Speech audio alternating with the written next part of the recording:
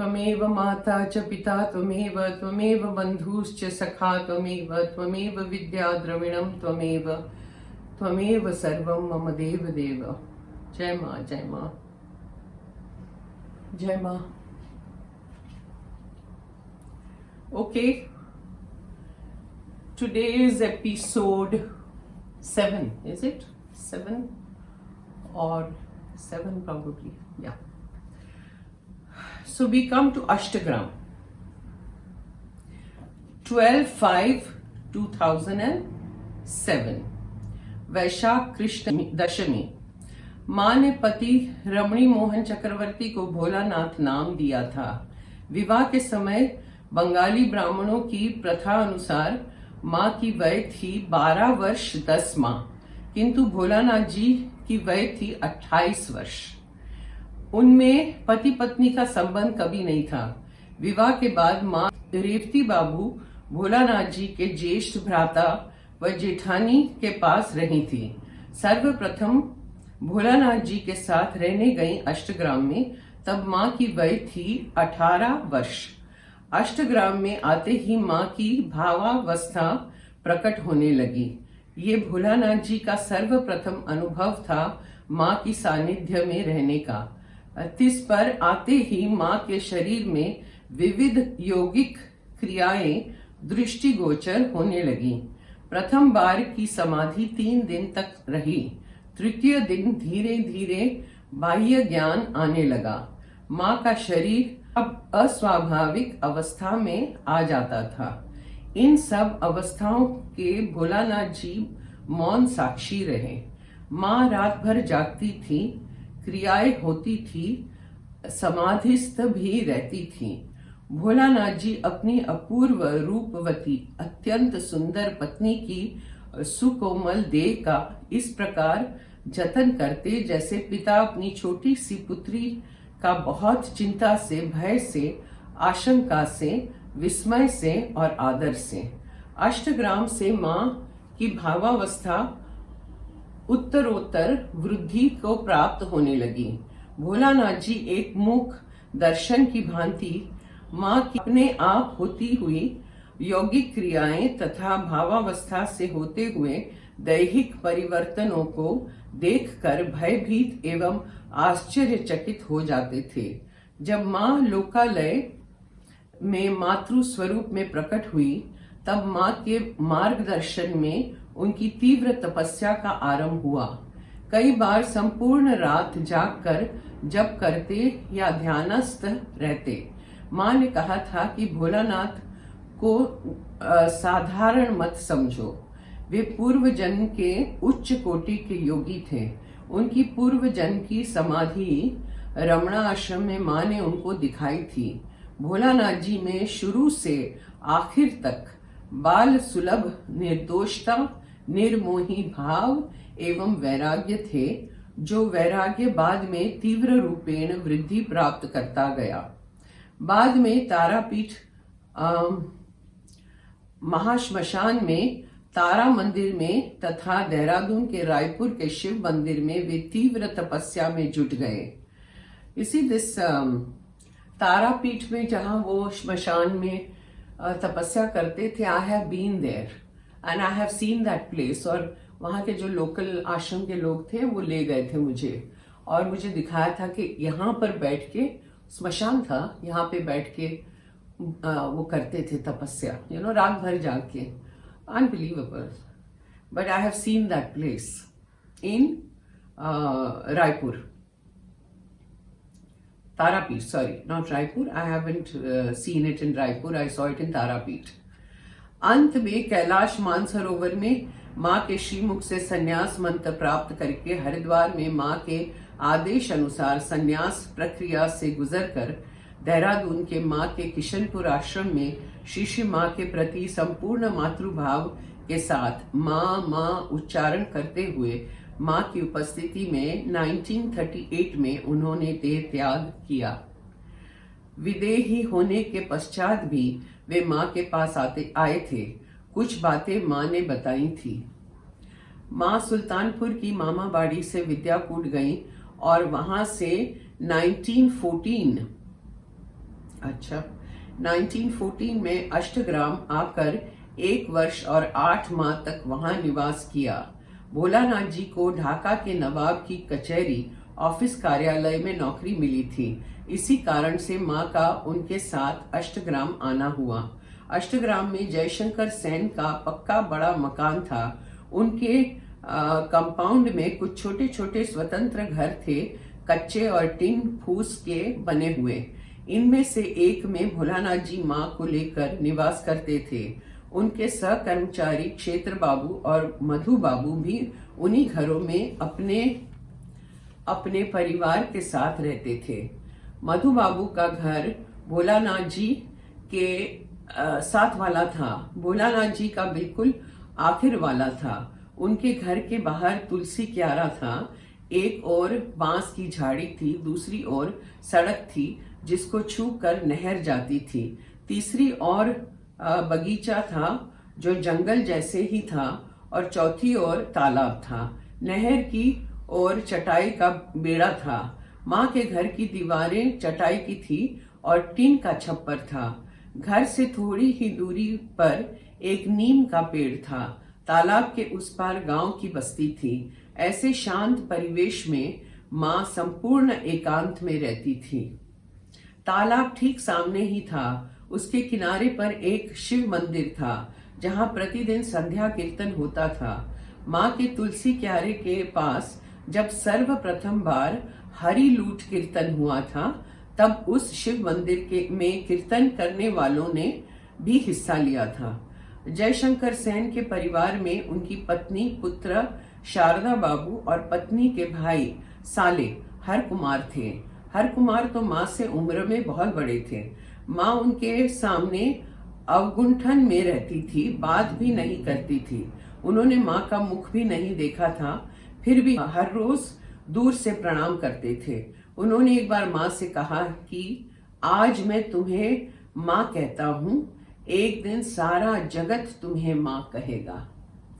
विद्याकूट में प्रथम बार महात्मा द्वारा माँ संबोधन हुआ जब माँ की वय 9-10 महीने की थी। अष्टग्राम में द्वितीय बार हर कुमार द्वारा माँ संबोधन हुआ। बाजितपुर में माँ के स्वमुख से प्रकट हुआ पूर्ण ब्रह्म नारायण। अष्टग्राम में प्रथम कीर्तन में ही माँ की भावावस्था हुई थी। दूसरे, तीसरे और चौथे कीर्तन में भी उत्तरोत्तर भाव हुआ था। माँ के देश से निताई निमाई प्रकट हुए। कीर्तन कक्ष में दिव्य प्रकाश छा गया था। Can you imagine? Nitai Dake I Gaur Dake I, that Nitai and निमाई। हरि नाम से माँ में भाव प्रकाश होता था। श्री शरीर में यौगिक क्रियाएं होती थी। अपने आप हाथ की सहायता के बिना सिद्धासन, पद्मासन आदि अनेक आसन हो जाते थे। एक बार मत्स्यासन भी जीभ बाहर निकलकर सिर के ऊपर से होकर पीछे भूमि को स्पर्श कर गई थी। यहां से निकल के जीभ ऊपर से जाके पीछे भूमि, her tongue went right across it. It's unbelievable. ये कैसी अद्भुत क्रिया है। माँ की उस भाव दशा की विभिन्न अवस्थाओं का जो वर्णन पड़ा है वो चकित कर देने वाला है। माँ की जीवन लीला को देखते हुए हरि नाम कीर्तन का महात्म्य समझ में आता है। शास्त्र में कहा है कि परम तत्व की प्राप्ति हेतु सतयुग में तप, त्रेता में यज्ञ, द्वापर में योग और कलयुग में है केवल हरि नाम। Follow? So many people keep asking us, asking me, lots of you have been asking कि नाम करना चाहिए। नाम में सब कुछ, नाम में सब कुछ। Constantly we are talking about it. See what माँ has to say. सतयुग में सहस्रों वर्षों तक किए गए तप का फल कलयुग में केवल नाम से प्राप्त होता है। हरे नाम हरे नामैव केवलम कलौ नास्तेव नास्तेव नास्तेव गतिरन्यथा। You've heard that. अष्टग्राम में संतान के नाम से व्यक्ति को पहचाना जाता था, जैसे कि अमुक की माँ। जयशंकर सेन की पत्नी ने माँ से कहा कि तुम सर्वदा आनंद में रहती हो, मुस्कुराती रहती हो, इसलिए तुम्हारी संतान खुशी और तुम्हारा नाम खुशीर माँ, खुशी की माँ। माँ अलौकिक सुंदरी थी, इसलिए दूसरा नाम हुआ रांगा दीदी। कल जब विद्याकूट से लौटे तब बारिश हो रही थी। रात को सोते समय भी बारिश जारी रही। आज सवेरे भी बारिश है, बीच बीच में बंद रहकर फिर शुरू हो जाती है। आकाश में बादल घिर आए हैं। पिनाकी दा ने कल रात को निश्चित किया है कि बारिश के कारण पहले बाजितपुर जाकर पता लगाना पड़ेगा कि अष्टग्राम जाना संभव है कि नहीं, नाव जाएगी कि नहीं। किंतु जब उनके घर से चले तब सीधे अष्टग्राम के लिए जहां से नाव पाई जाती है उसी जगह पहुंच गए। बारिश भी थम गई। वी वर सो वरिड कि इतनी बारिश होगी तो हम लोग अष्टग्राम नहीं जा पाएंगे, बिकॉज वो नौका में जाना पड़ता है, बोट से, you know. So we were worried about that. Brahmanbaria से चलने से पहले होटल में अमला ने अपने कुकर में पुलाव बनाकर साथ में ले लिया था। सिर्फ अमला नहीं, Amla and I was sharing this room together in this hotel. I must tell you this story. वो होटल मतलब it was not really a hotel kind of thing, it was just some place like a guest house. वहां हम लोग जब bathroom में गए, Amla and I were in the same room, bathroom में गए, नलका खोला, पानी was only rust, orange colour का पानी। Now we had to brush our teeth with that, we had to have a bath with that kind of water. It was impossible. तो अमला ने बोला इससे मैं कैसे नहाऊं? I said doesn't matter, I am going to shut my eyes and do it. As far as मुंह धोने का था तो हम लोग ने मिनरल वाटर से सब मुंह धोया। फिर उसी कमरे में बैठ के हमने, अमला हैड गॉट द कुकर, तो बैठ के वहां पे कुकर पे सब्जियां काटी, सब कुछ किया और वो कुकर में हमने पुलाव बनाया, खिचड़ी जैसा pulao, you know. And then we took that और बोट में सबने खाया। सो आई थिंक पुलाव था, अचार था और पापड़, ऐसा कुछ था साथ में, हम ले गए थे। तो कुकर को खाना पकाने के लिए हम लोग स्विच ढूंढ रहे थे, because it was a rice cooker, you know. हम सब ने कुछ न कुछ खाने का सामान और पीने के पानी की बोतलें ले ली थी। कारण ये था कि आज जाने आने के ही 10 घंटे लगने वाले थे। तदुपरांत अष्टग्राम में जितना समय लगेगा। पिनाकी दा ने सवेरे घर में खा लेने के बाद रात को घर लौटने तक एक बूंद पानी तक नहीं पिया था। खाने का तो प्रश्न ही नहीं उठता। 74 वर्ष की उम्र में भी वे घंटों तक एक आसन पर सीधे तनकर बैठ सकते थे। हर रोज हमारे साथ घूमते हैं पर थकान नहीं दिखाई देती। हम 2 कारों में बैठकर 1.5 घंटे के ड्राइव के बाद कुलियारचर, इट वाज कॉल्ड कुलियारचर नामक स्थान पर ब्राह्मणबाड़िया की उत्तर पश्चिम दिशा में आ पहुंचे। यहां से पिनाकी दा ने 1600 टाका में एक मोटर बोट तय कर ली। हमें मार्ग में 3 नदियां पार करनी थी। हम जहां से बैठे वो मेघना नदी की प्रशाखा काली या कालिया थी। आगे ब्रह्मपुत्र और मेघना आती है। जहां पर नदी का पट विस्तीर्ण है उसे देखते ही पता चल जाता है कि ये ब्रह्मपुत्र है। नदियां सभी शांत है। हमारे बांग्लादेश जाने से पहले ही भारत में पिनाकी दा का संदेश मिला था कि वर्षा के कारण नदियों में जल बहुत बढ़ गया है, अष्टग्राम नहीं जा पाएंगे। बंगाल में वैशाख के महीने में अक्सर जोरों की बारिश होती है जिसे काल बैसाखी कहते हैं। बहुत आंधी पानी चलता है। तथापि अंतर में पूर्ण विश्वास था और तीव्र इच्छा तथा स्थिर संकल्प था कि अष्टग्राम तो जाएंगे ही। माँ ने कहा है, सत संकल्प पूर्ण होता है। आज बहुत आनंद था। मोटर बोट के ऊपर छप्पर था, अंदर चटाइयां बिछी हुई थी, उस पर हम बैठ गए।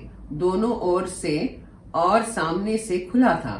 थोड़ी ही देर में तरुण भाई ने शुरुआत की सोने की और एक के बाद एक सभी ठंडी लहरों का मजा लुटाते हुए सो गए।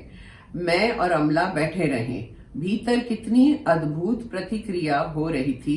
कितने वर्षों से मैं अष्टग्राम का मानसिक चित्र देखती आ रही हूँ।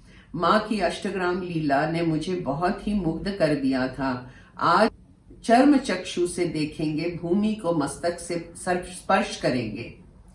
दोपहर को सबको जगाकर हमने अमला का बनाया हुआ सब्जियों वाला पुलाव बड़ी तृप्ति से खाया। ठीक 3.5 घंटे बाद बोट की गति धीमी हो गई। बाएं किनारे पर दूर से बस्ती दिखाई पड़ने लगी। यही है अष्टग्राम।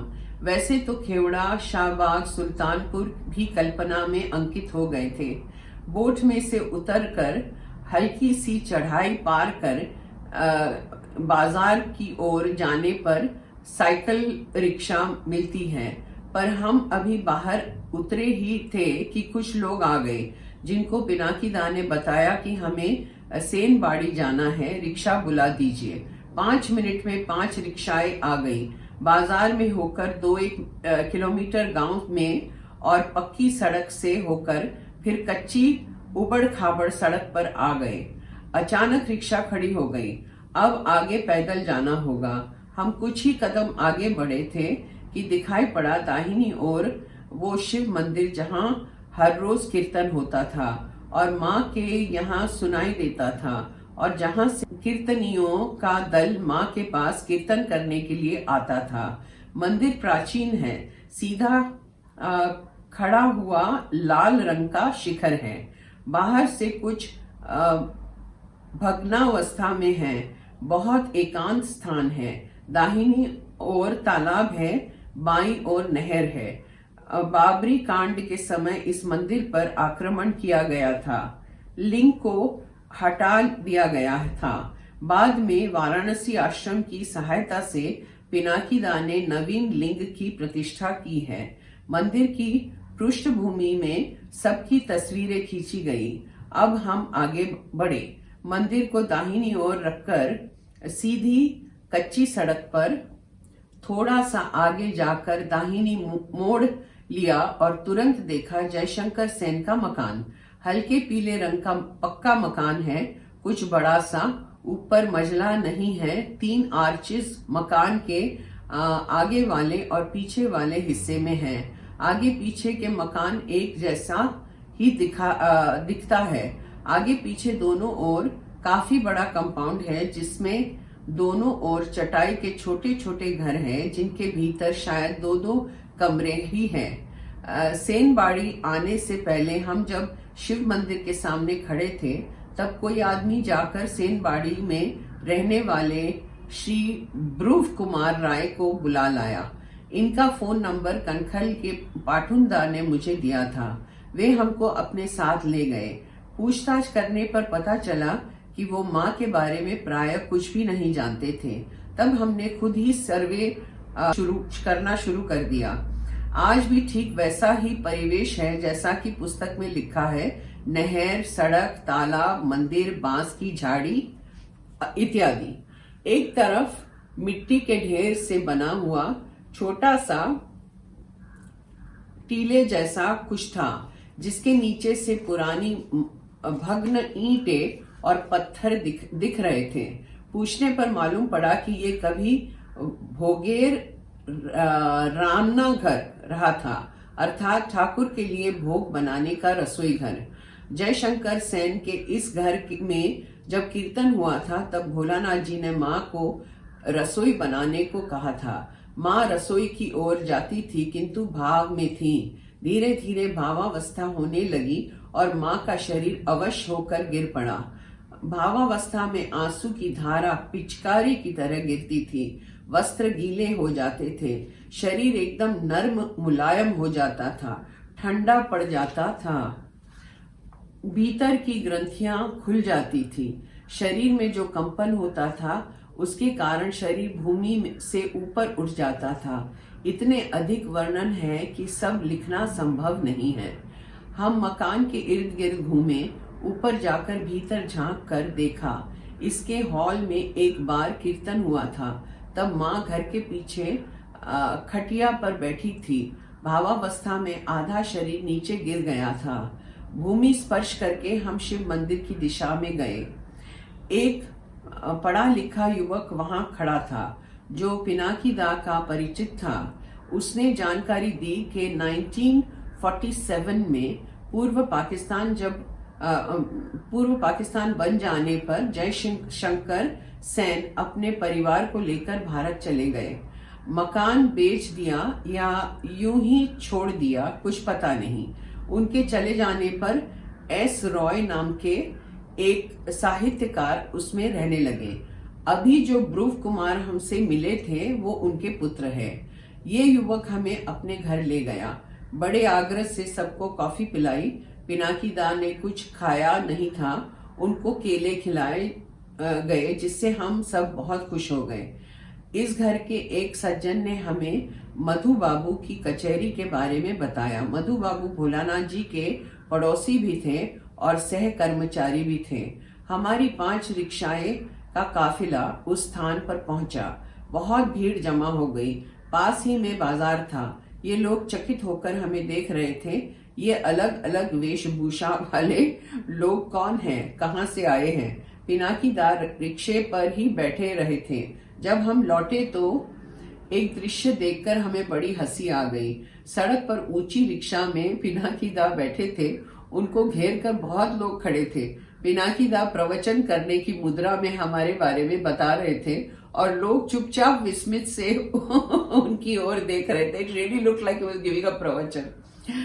हमने देखा कि 4-5 एक जैसे दिखने वाले मकान हैं पीले रंग के। उनमें से जो सबसे पुराना दिख रहा था उसी में शायद भोलानाथ जी बैठते होंगे। यही उनकी कचहरी होगी। तस्वीरें खींचकर हम मोटर बोट की ओर चले। आधे घंटे में सूर्यास्त हो गया। शांत वातावरण, प्रशांत जल प्रवाह, संध्या की आभा और नीरवता में आज अंतर में कितना कुछ भर कर जा रहे थे। आंखों में आंसू थे, सचमुच आंसू थे। हम लोग सब वो जो नौका की जो जर्नी थी वो अनबिलीवेबल।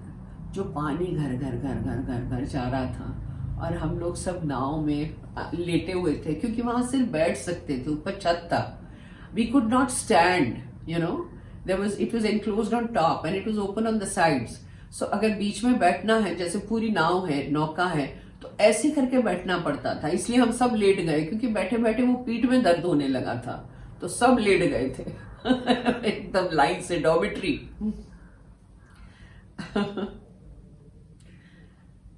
ओके, कहाँ थे हम लोग? आंखों में आंसू थे। माँ की कृपा से आखिर अष्टग्राम दर्शन कर ही आए। अंधेरा हो गया। कुछ लोग वहीं सो गए। हम 3 जन पिनाकी दा के साथ बोट के छप्पर के बाहर खुले आकाश के नीचे बैठकर स्मृति चारण करने लगे। ऊपर अनगिनत तारे झिलमिला रहे थे। सामने ब्रह्मपुत्र का विशाल पट फैला हुआ था। सब चुप थे। हमारी मोटरें प्रतीक्षा कर रही थी। पिनाकी दा ने घर जाकर प्रेम पूर्वक भोजन कराया। दैट नौका की जो जर्नी थी ना, was just incredible। जो हम लोग नौका में बैठे, फिर वहां ऐसे ही बैठ के सबको खाना परोस रहे थे, अमला और मैं, प्लेटें, पेपर प्लेट्स थी, सब बंदोबस्त सब था। एंड वो कुकर शुकर लेके आई थी घर से।